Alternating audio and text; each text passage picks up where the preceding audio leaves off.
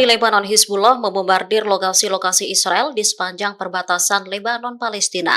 Dalam sehari, mereka melakukan 6 operasi militer menyasar tentara dan barak militer Zionis.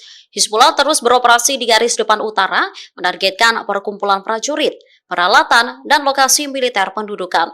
Dikutip dari Al-Mayadin, serangan ini diluncurkan pada Selasa 13 Agustus 2024. Perlawanan memulai serangan pukul 8.35 pagi waktu setempat. Mereka menargetkan peralatan mata-mata di situs militer Masgaf Am Israel dengan senjata yang sesuai dan menimbulkan kerusakan langsung. Selanjutnya mereka menargetkan pertemuan tentara pendudukan Israel di sekitar Barak Metat dengan roket. Seperti sebelumnya, serangan tersebut juga diklaim menimbulkan kerusakan langsung. Hizbullah kemudian melanjutkan serangan pada pukul 1.45 siang waktu setempat. Penempatan tentara pendudukan Israel di sekitar lokasi militer Sumaha di perbukitan Kifar Soba, Lebanon menjadi target. Lokasi tersebut diserang dengan peluru artileri dan diklaim tepat mengenai sasaran. Lebih lanjut, perlawanan yang didukung Iran ini juga menargetkan lokasi Ruwaisat Al-Alam di perbukitan Kifar Sob.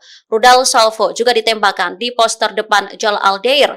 Menanggapi pembunuhan Israel di kota Barasit di Lebanon, pejuang perlawanan Islam menargetkan pangkalan Gunung Neria dengan salvo roket Grad. Download Tribun X sekarang, menghadirkan lokal menjadi Indonesia.